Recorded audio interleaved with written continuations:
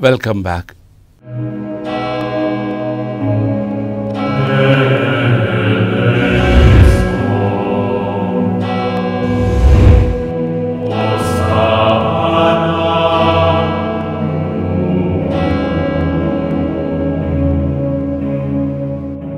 I was explaining to you the experience of Paul, where often he was in danger of death, many planning to kill him, plotting to kill him. And the last one that I mentioned was about 40 Jews came together, formed a group, and took a vow not to eat or drink anything till Paul is killed. And this decision is made known to the authorities of the temple, the chief priests, the elders, and that made the situation very tense. Luckily, Paul's sister's son was there and heard of this plot. So he went into the barracks and reported it to Paul. Paul called a centurion and asked him to take the young man to the commander. The commander asked the young man privately what he wanted to report, and he told the commander about the plot.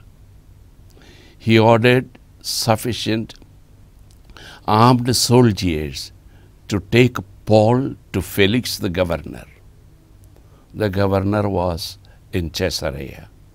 So the following morning, Paul, with a sufficient escort, is taken to the governor.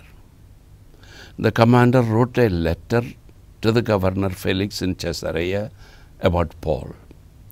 When Felix heard that Paul was from Cilicia, he said that he would be in Cilicia the following day, and then let the accusers come and I will deal with the case. And that is what happened. Paul was in Cilicia and he was in Herod's praetorium. The center of Roman government was not in Jerusalem but in Caesarea. Though Jerusalem was the big city, almost you can say the capital, but the Roman government's headquarters were in Caesarea. And the praetorium was the residence of a governor.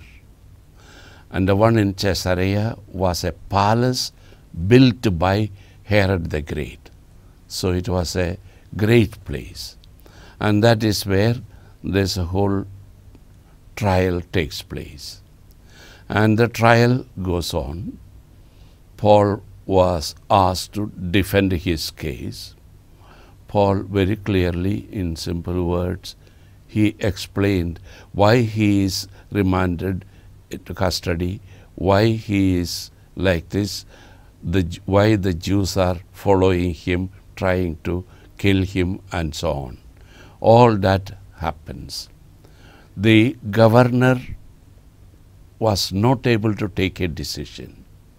So the governor asked Paul, will you be ready to go to Jerusalem and face the trial there? Then Paul said, I prefer my case to be referred to Caesar. That is the ultimate case, like the Supreme Court. So Paul appealed to the governor, refer my case to Caesar, and I will defend my case before Caesar. That is what made Paul end up in Rome. The governor said, at the earliest, I will find a ship that goes to Rome to take you to Rome. Meanwhile, King Agrippa and the Queen Bernice arrived in Caesarea. They paid their respects to Festus, the governor in charge. Festus put Paul's case once again before the king, and also he was told of the appeal that Paul has made, that he would face the charge before Caesar. Why I emphasize this is there are people often questioning why we are called Roman Catholics. Why or who made Rome our center of our Christian church? It's no one's special plan. It simply happened because of this particular event, where the case of Paul that could be settled in Jerusalem, but then Paul knew in Jerusalem he had no support. Practically everybody would be against. There were those 40 Jews who had taken a promise not to eat or drink anything for days together till Paul is killed. So there was a real danger. And keeping all this in mind, Paul said, let my case be referred to Caesar, and I will defend my case before Caesar. And the governor said, I respect it. I respect your appeal. Your case will be referred to Caesar in Rome. At the earliest possible, I will send you to Rome. And that is how Paul ended up in Rome. When Paul reached Rome, things were also not that pleasant, but still something very interesting. He was not imprisoned, so to say, in a room. He was allowed to have his own lodging, which means he was almost free, let's say half free. There were some restrictions, but he was free. He could receive anybody, he could talk to anyone and all that. And in that way, Paul continued his evangelization in Rome as a prisoner.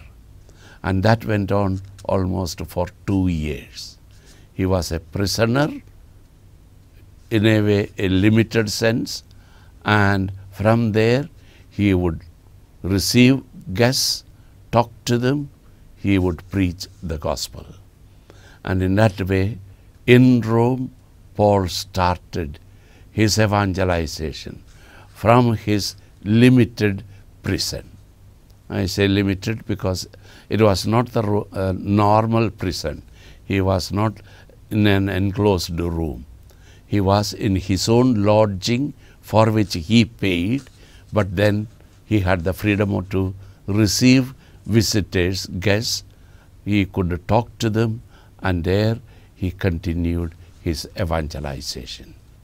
That is the way the church in Rome took shape, slowly but very firm.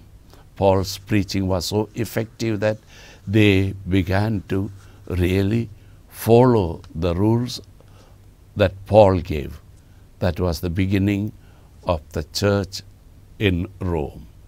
Soon, actually, St. Peter also will reach Rome by another incident, again not a planned one, but a providential one. And once Peter reaches Rome, the two together work for evangelization, and they establish the church in Rome. With both of them in Rome, working for the growth of Christianity, naturally there were also opposition in Rome. Caesar himself began to doubt what would happen if we allow these people to go on like this.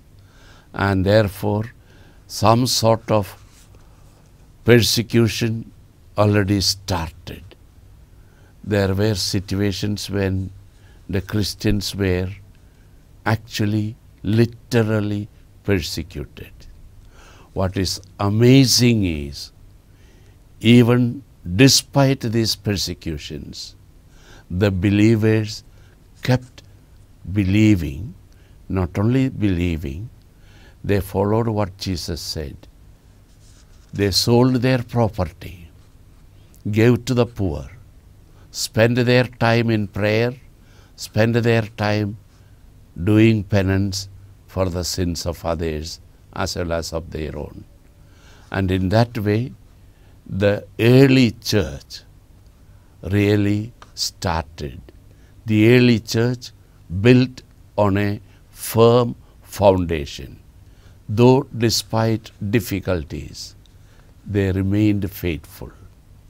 And the persecution they faced, saying, we are happy to die for Jesus, who died for us. We are happy to give up our life for the sake of Jesus, who gave up his life.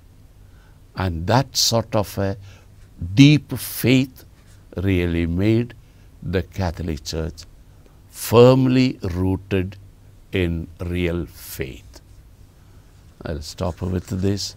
Let us learn from their courage, their faith, and let us pray that we are also given such courage.